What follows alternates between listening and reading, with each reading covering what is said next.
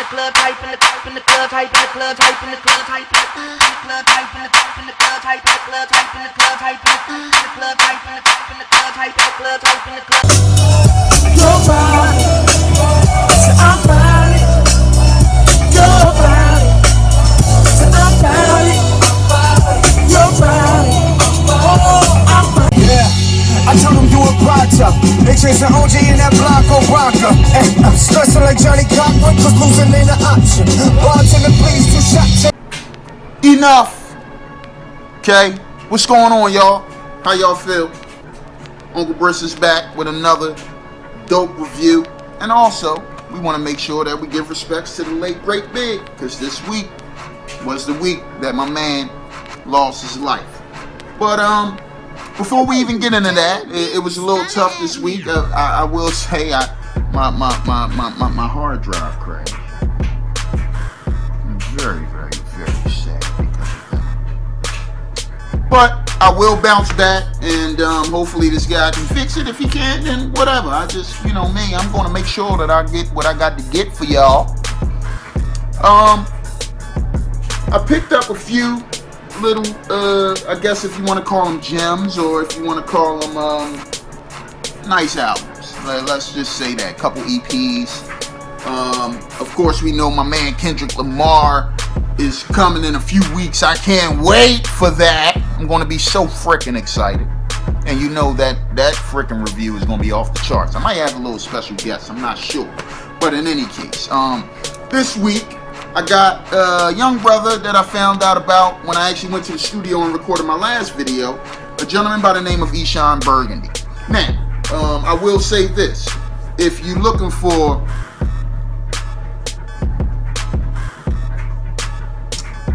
songs about degrading women, songs about being a thug, songs about selling drugs, songs about you killing people, you will not find this in ASHEY Burgundy's album, Fear of God.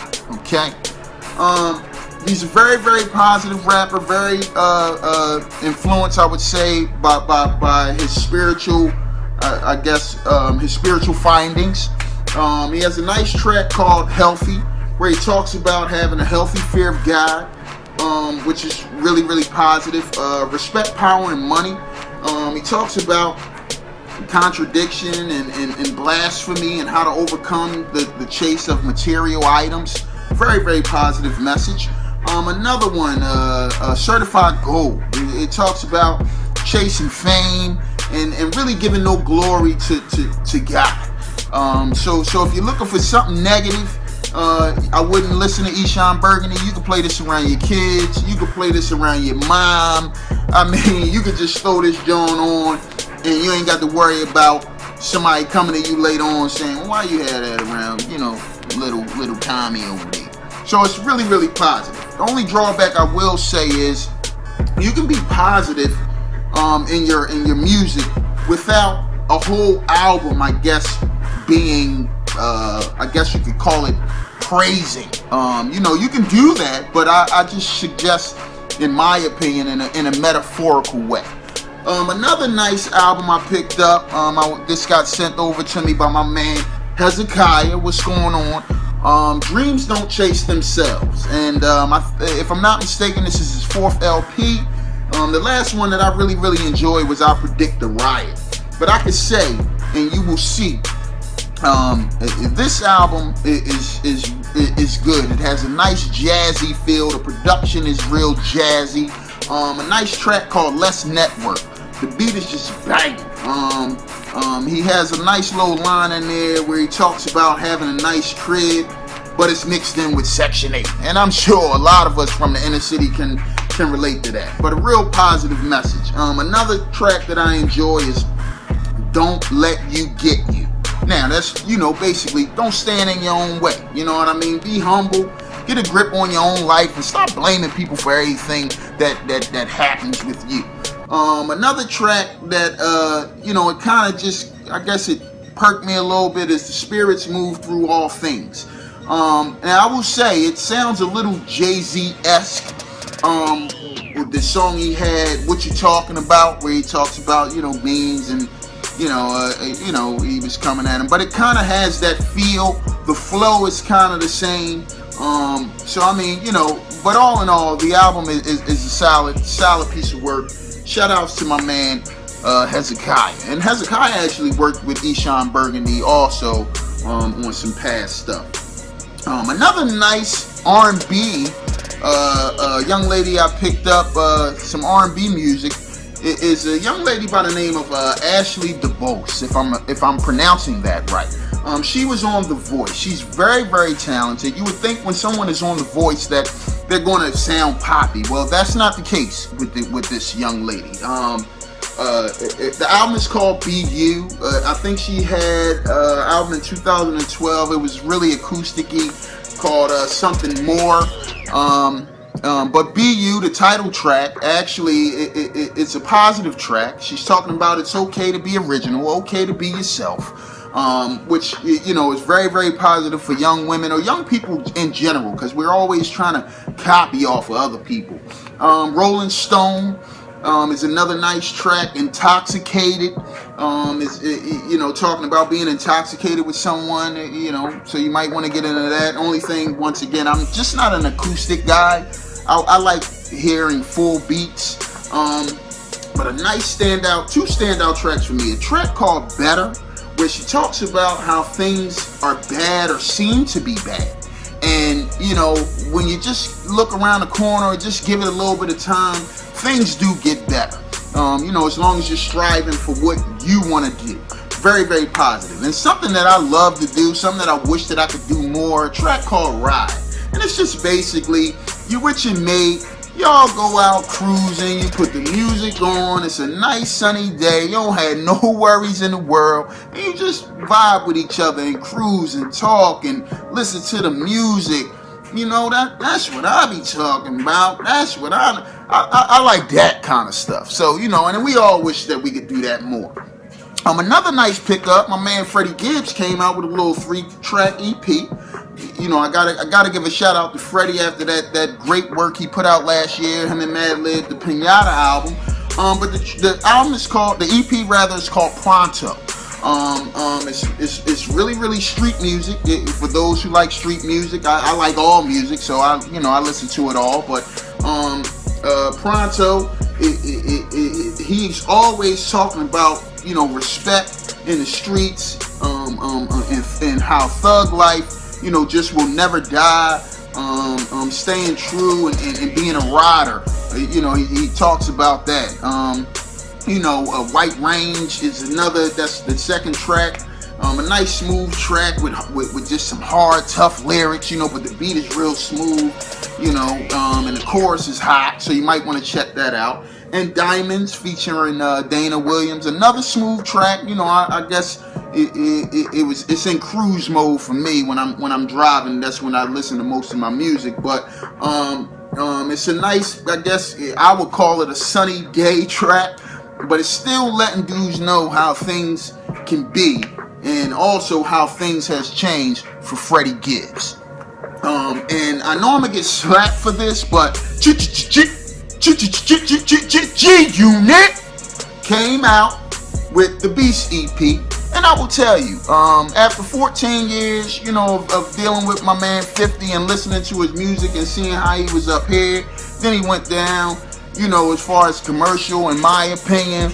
I've always enjoyed Young Buck. I love his energy. But then now that they have this kid, which is excellent from Louisiana, they just have a nice edge to them, and this Beast EP is really, really hot. I will say this, Tony Ayo, I gotta give you props, man. You've gotten a lot better. I used to hate when you used to be about to rap, but you've gotten a lot better. I don't know if somebody's writing for you or not, but I will give you your props on that. And I'd say 50 did not over flood this, with his lyrics. He's always looking for a hit. You can always tell that, because he always has those choruses, that he tries to get kind of catchy. But I will say this, the Beast LP is very, very nice. The single I'm Grown, you've probably seen the video. Kid really spit some nice bars on there about he bought his girl a tail and she better back it up for him, which I probably can understand. If you spend that money, she better. Bring My Bottles. Yeah, that was a single that came out, I think, at the end of last year, but it's still a hot track. My man's energy, Young Buck's energy on that song is just so hot. Tony Yayo, you know, the hype man. It's just a nice club banger, if you ask me. I love the line when Young Buck say Louis the 13th, he drink rich nigga-ish. I just, you know, to me, I can't afford it. So I just get, you know, a little hype when he's spitting those bars. And I really like the track called Boy. Nice hot track, I will say that. You know, it's just the beat is so, I guess if you want to say thuggish, you know, it's like a really street hard beat. So I really got to give props to the G Unit for making a nice little comeback, and for 50 Cent not overpowering and just letting the good guys in the group really shine. So I will say that. Okay, now let's get into what we really should be here for today and this week. All right, so 18 years ago, I don't know where y'all was at, but I'm sure you got the call, you heard it, that the iconic hip hop storyteller / bar for bar lyricist, one of the best that ever did it, Biggie Smalls, was murdered in LA. And you know, it was very disheartening, especially for me, being a hip hop head. I've always been, you know, but it just was sad to see how Pac died, you know, a few months before that, and now Biggie died. And you know, it's just really sad when we have something that we created and we get people that are influential to not only the hip hop community but to the world in general, and then they get taken away from us before they actually hit their major prime.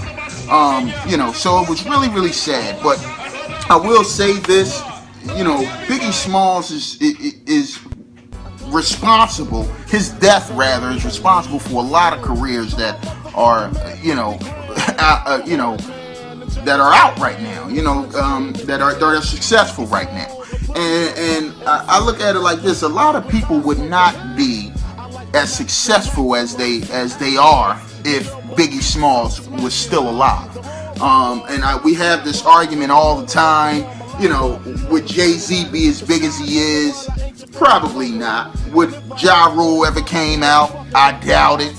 Would there ever had been a DMX? I doubt it. And this is just my opinion. These are people that, you know, had some great success after Biggie died, that I think if Biggie was alive, you know, it wouldn't have been no Mace. You know what I'm saying? Like, it's just certain people that we were so hungry for somebody to come out.